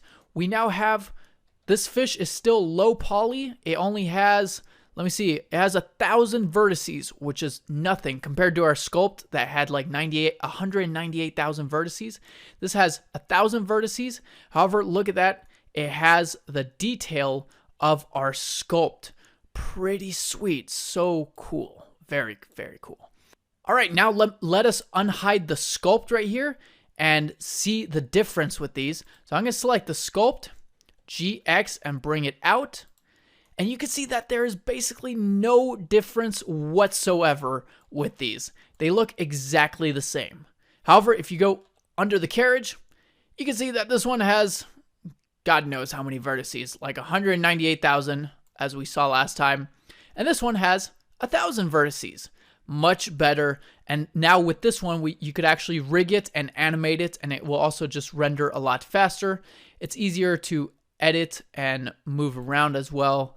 And yeah, because here, if we check this one, go into edit mode, and let me zoom in here, you can see that if I try to select some of these vertices here and move them, it's super, super slow. And yeah, it's basically impossible to edit this. But if I go here and select this one, select these vertices, you can see that super easy. How cool is that? All right, I'm just going to hit Control Z a couple times because I want to get my sculpt back here just in case we need it in the future. We probably don't, but I just want to have it back there. So I'm going to, there we go. And again, we have our sculpt hidden right there. All right, sweet. And I went backwards one time too much, so I'm going to switch this back to non-color on the node. All right, really cool. Next part, we're going to texture paint this. Go ahead and save this. We're going to save it as number 18. Once we are done with the painting, we will go ahead and go to the next project of the course. All right, hope you're enjoying this. Ciao for now. Au revoir.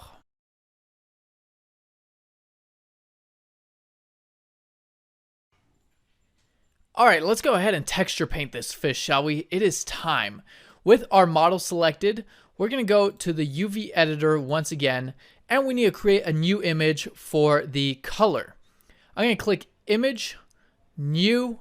Let's make it 2048 by 2048 once again, and we'll name this Fish Color, and click OK. All right, sweet. Now we just got to go ahead and go to the Material tab, change the base color. We're going to change this to the image texture, and in the drop down menu, just make sure that the fish color is selected right there. All right, now we want to go from object mode to texture paint mode right here. Now what texture paint allows for you to do is basically paint onto your model. Super cool. So we're going to do a somewhat simple texture painting for this model, and we're going to give him some color because right now he looks evil. So if we left click and drag, you can see that now it texture paints on here based on this color there. I'm going to hit Control Z to undo that.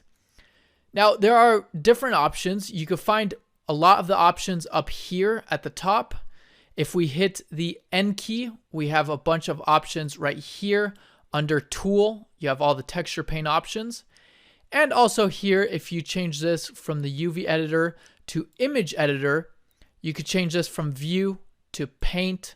And if you hit the N key here, you could also have some options here. So yes, there's an abundance of options and buttons everywhere. Now, as we go through this course, we'll take a look at more of them. Here, we'll take a look at what we need to accomplish our goal of giving this guy a simple little texture. All right, I'm also going to hit the delete key on my numpad to zoom back into my fish because my rotation was thrown off.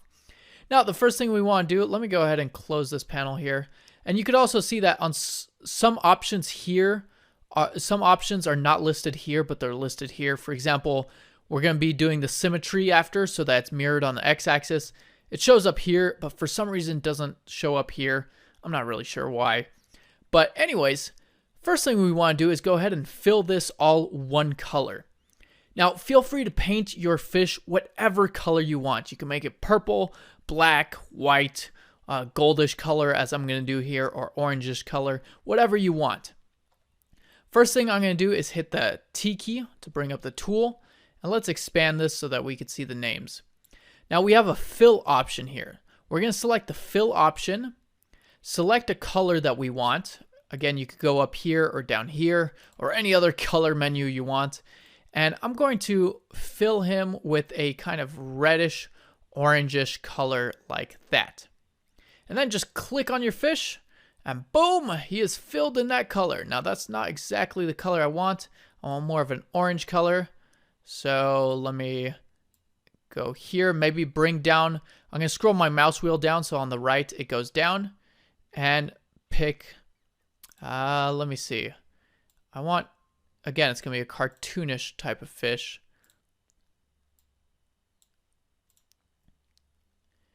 All right, I'm going to pick that kind of color.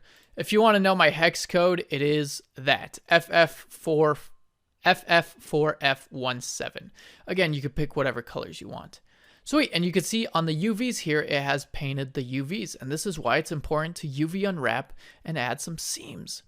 Now, what we want to do, obviously, is go to Symmetry, and we're going to select X, so that it mirrors on the X-axis, and we only have to paint one side of it. And then let's go back to Draw right here, so that we could draw on here. Next, I'm going to select a lighter shade of this red right here. So I'm going to go up here, go to the color picker, and you can see that the color picker, when I pick here, it doesn't pick the same color, because instead of picking the color, it picks it based off of the shading. So it's a little bit darker here. What I'm going to do is get the color picker, and to get the exact color, I'm going to go over here to our UV map so that I get the exact color right there. And you can see it's FF4F17, which is the same color that we have here. So make sure, once again, when you use the color picker, don't pick the color on the model, as it will be different than here. Just a simple little thing to keep in mind. All right, now that I have this color, I'm just going to bring it up a little bit so that's a little bit lighter. Let me see how this color looks. Yeah, something like that. So my hex code for that is FF9D61. And what I'm going to do is I'm just going to hit 3 to go into side view, and I'm going to paint his face right here just that lighter color. So all of right here where there's not the scales, I'm going to make it that lighter color. And then, of course, you could give him like some kind of goatee thing if you want. And then right here as well, check it out. How sweet is that? Right here, if you want, you could add some designs on him, give him some tribal tattoos or something, like that, if you so please. It makes him look very angry. So again, you can make your own designs. I'm just going to keep it pretty basic for this. Just bring it all like that. Sweet. And then for the underneath of the belly, I want it a little bit lighter as well, but I don't want it completely light like that. So I'm going to hit Shift F. Again, this is the exact same thing for sculpting. F is the size of your brush. Shift F is the strength. And I'm going to bring the strength to about a 0.4. And then I'm just going to left click and drag under the belly here and make it a little bit of a lighter color so that it's, because it's the underside of the belly, it's going to be a lighter color. So just like that. And that looks very nice. And there we go. All right, next, what I want to do is I want to go ahead and to transition this a little bit better too, you could with the lower strength, just go ahead and maybe a smaller brush a little bit, go ahead and pass over this a little bit. Now that we have a lower strength on there, it will kind of transition it a little bit smoother like that. All right, sweet. What I want to do here for the pectoral fin and the dorsal fin and the tail fin, I'm just going to go ahead and we're going to select this color that we have here still, and I'm going to transition it from the bottom to the top. So just at the top here, I'm going to left click and drag, and let me hit Shift F, increase my strength to 0.8 or 0.7, and I'm just going to paint this about 2/3 of the way so that here it kind of transitions there. You could just paint it all the way down like that if you want. However, I kind of like it like that. Again, this is your fish. You could paint him however you want. This is painting a fish in real life is no. Painting a fish in Blender, you go crazy and do what you want. Also make sure that here in the middle, obviously, that you get the middle line right here. Otherwise, he's going to have a nasty crease or line all along. Also, keep in mind, I do want to show you that you could actually paint on the UVs themselves. And if you don't want to paint on the fish directly, or if it's just easier, let's say, for example, let's say you want to paint the whole pectoral fin this color. Well, instead of going here and painting it, check this out. You could go over here, go to the pectoral fin. I don't know if this is the side or the front or the other side, but if you paint here, let me find out which one it is. There we go. It's this one over here. So if you paint here, you could paint on top of the UVs and it will replicate that and paint it right there. Pretty sweet. I'm going to hit Control Z to undo all of that mess. Then I'm going to hit 3 to go into side view. Going to do kind of the same thing we did for the dorsal fin at the top there for the tail. Just kind of blend it in nicely right there, right before the scales finish. And there we go. And of course, making sure that we get rid of this nasty line right here. Boom, like that. I cannot wait to see your guys' fish, what color you made it, how yours looks. Again, feel free to have creative freedom to the max here. Add some tribal tattoos on your fish. That would be pretty sweet, actually. Maybe we'll do that. So let me paint this right here and there, and boom. All right, now we just got the pectoral fins to do. I'm going to hit 7 to go into top view, and right here, I'm just going to go ahead and left click and drag. Kind of the same thing we've been doing this whole time, obviously. Nothing has changed, just repetition. And I'm going to transition this nicely as well, like that. Let me hit Control. Ah, dang it. By the way, it's good if you let go of your mouse from time to time so that you have different undos. If you click and hold the whole time and you want to undo just one stroke, well, it will undo whatever you were doing the whole time, which, you know, lesson learned. I'm going to hit Control 7, go to the bottom, do the same thing here. Boom. And there we go. We'll take a look at more of the options and settings in another sculpt that we do, because right here, obviously for the texture paint, we have a lot of really cool settings that we could use and take advantage of, and feel free to play around with some of them if you want. You can see right here, we got obviously the color, strength, and size, but then we got a bunch of stuff. We got the stroke. We could change the way the paintbrush is used. We have texture masks, which we'll probably use in another one, where you could add textures so that it paints with a texture pattern on there, which is really cool. And of course, you have the curve or the brush, which is right here, not the stroke, the fall off right here. So you have the fall off, and you could change your brush to be smoother and create custom fall offs or make it really sharp, etc., etc. Again, there's a lot of really cool options. But since this is a somewhat simple sculpt, we will just keep it pretty simple for the texture painting as well. But it's still looking pretty sweet, I do say so. By the way, also for this image we also have to make sure to save this image, because much like, let me get there, much like the image for the normal map, if we save our Blender file right now and then go to reopen it, it won't load in this texture that we have spent so much time painting, which would be terrible. So we have to make sure to save this, and we're going to do just that in a second. Let me just transition this a little bit better here, like that. And there we go. That should be good. And again, you could spend more time doing this. Obviously, this is a course and a video. I don't want to spend hours trying to get every little part, you know, nice and smooth. You could spend 5 minutes on this. You could spend 5 hours. You could spend 5 days if you want, texture painting and making it look super awesome. Let me just get that. And there we go. It's looking super awesome already with not too much, you know, we didn't do too much work. It didn't take us too long. All right, sweet. And there we go. That is pretty sweet already. Now, what we could do is also, we could add a little bit of, make the eyelids a little bit darker. So with this color selected, I'm going to bring the mouse wheel down so that it brings the darkness down a little bit.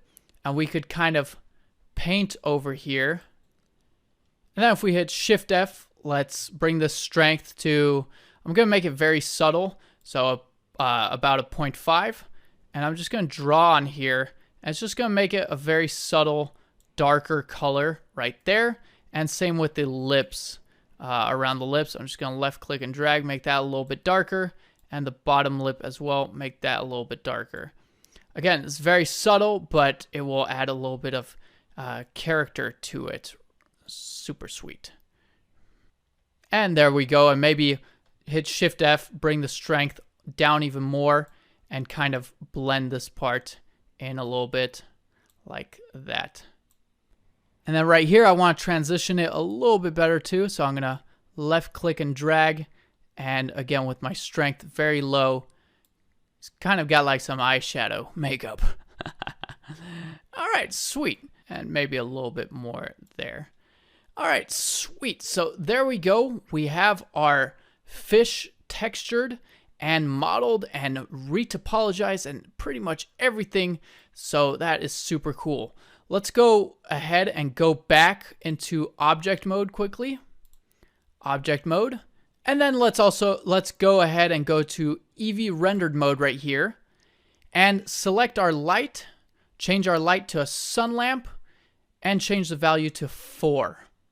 And then you can hit R or R twice and kind of rotate that around a little bit. And there we go. Look at that. We got our fish there. Looks really sweet. We don't want to eat this guy. Definitely not. Now we still got a couple things to do, obviously. But for now, let's finish off this part of the video.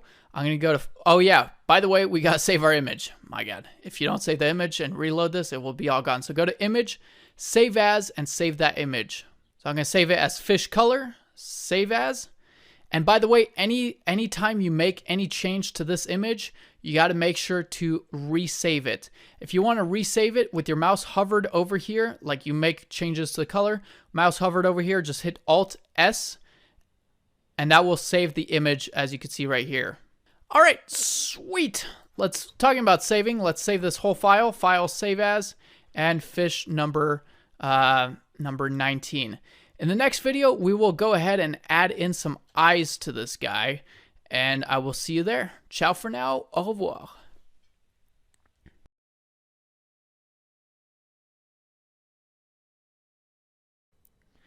All right, Blender Maniacs, it is time to finish up this sculpt and model and retopology and everything we've been doing here. We're going to be adding the textures to the eyes here, adjusting the lighting maybe a little bit and the material very slightly.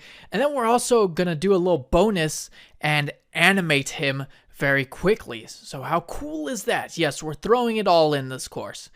So the first thing we're going to do is add in the materials for the eyes. Let's first make our eyes clickable right here by selecting the sphere. As you can see right here, it's not selectable. Make sure to select it. And we're going to go to the materials tab, add a new material, and we can name it eyes. That is not how you spell eyes. Dang it. Eyes. Eyes. There we go. And then we're going to go ahead and change this from a color to an image texture right there. My God, that looks creepy. All right, he is a hypnofish. It's definitely hypnotizing. Also, one thing I'd like to do is I'm going to go over here and change it from cycles back to Eevee, just because I like Eevee. Okay, now it's even creepier. He's looking into your soul. Maybe we should leave his eyes like this. No one would eat this fish at this point. All right, now for the eyes, we're going to go ahead and back to the material.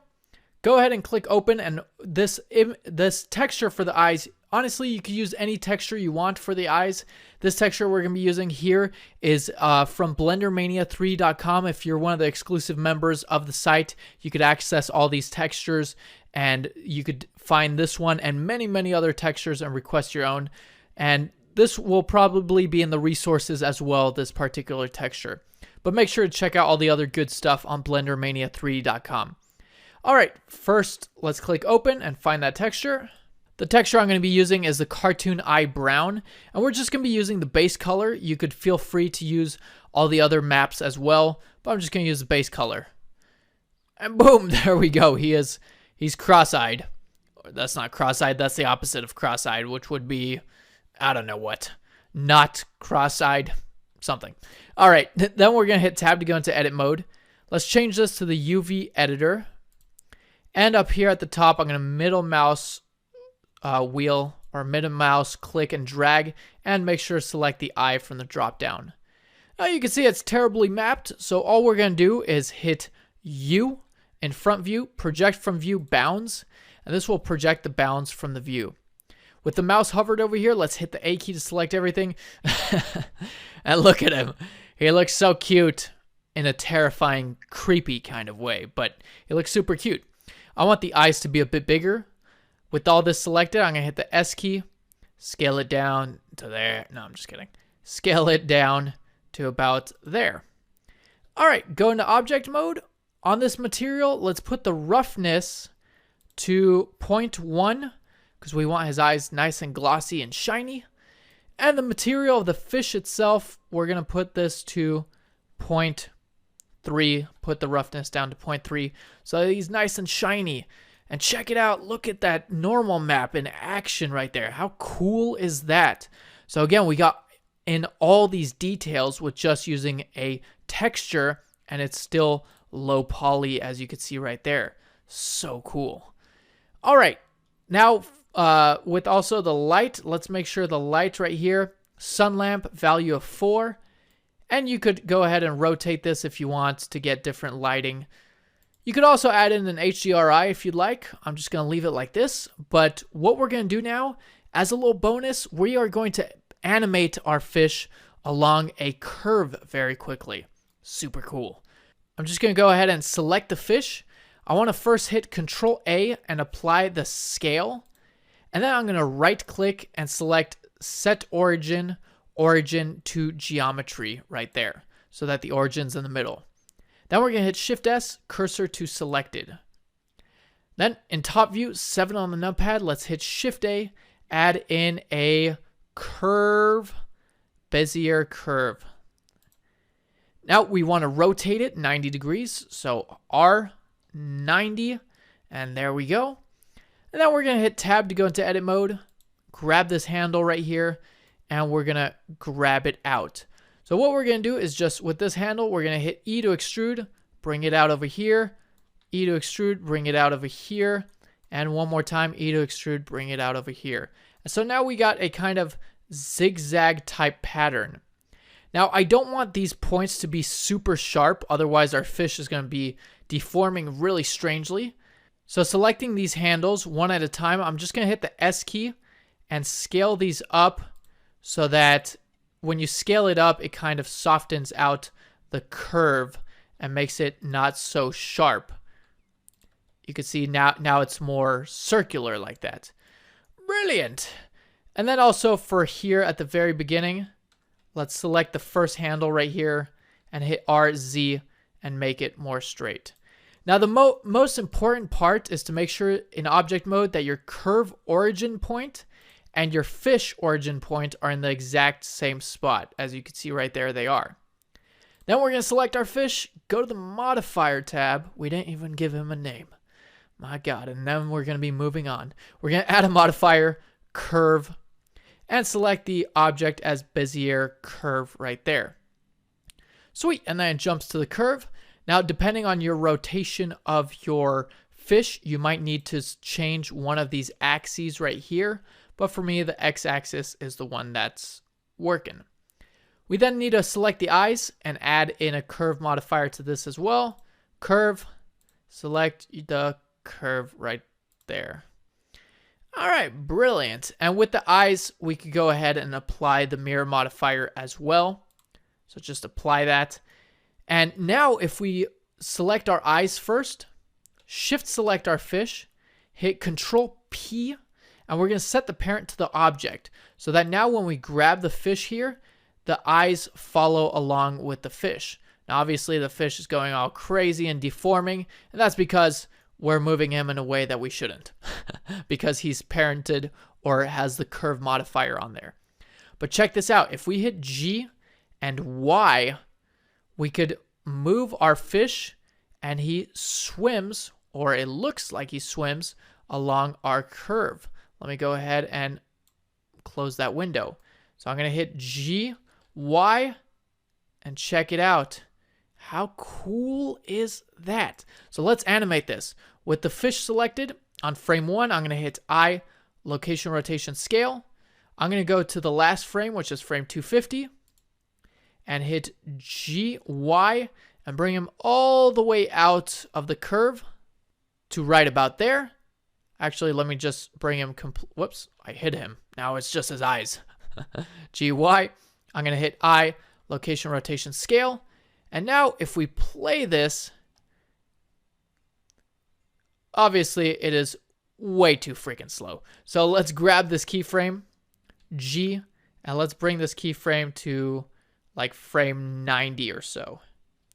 And then if we play this, check it out. Let's put our end frame right here as well to frame 90. And I'm going to hit delete on the numpad to see where our fish is. And there we go. How sweet is that? There is our fish. Now the lighting on some parts is a little bit dark, as you can see right here. So you could more than welcome go to the world tab, under color, change it to environment texture, and just go on Google, just search for any free HDRI, and you could go ahead and load it in. And once you load in an HDRI, you could then go, you can see right here, I have an HDRI. Obviously an HDRI of water or something would be a lot better so that he's not on land. But once you have your HDRI, you could go to film and make it transparent. And the HDRI will basically light your fish and add reflections from that HDRI, make it a lot nicer. Now, obviously, like I said, I recommend an HDRI of the ocean or something. I just loaded in the first HDRI I could find, and that definitely helps with the lighting quite a bit. So there we go, ladies and gentlemen. Let's go over here and just do one render. We're not going to render the whole animation. I'm going to hit delete on the numpad to zoom into the fish. I'm just going to go around here, hit Control-Alt-0 on the numpad, select the camera, G middle mouse click to zoom in a bit, and then I'm just going to go to render image, and let's render out all this beautiful work that we have worked so hard. Look at him, he looks super cool. And again, this is only 1,000 vertices, but we got all this nice detail of the scales and on the fins and whatnot. So very well done. I cannot wait to see what you make. Make sure to head on over to blendermania3d.com if you're not already there, and post your work on the forums over there. Also, if you need any help, you could ask for help there. But yeah, post either your still image, your animation. I can't wait to see what color fish your fish is, how he looks or she looks, and I look forward to seeing your project that you made so far with all that we've learned. All right, I'll see you in the next part of the course. Ciao for now. Au revoir. Don't forget to save.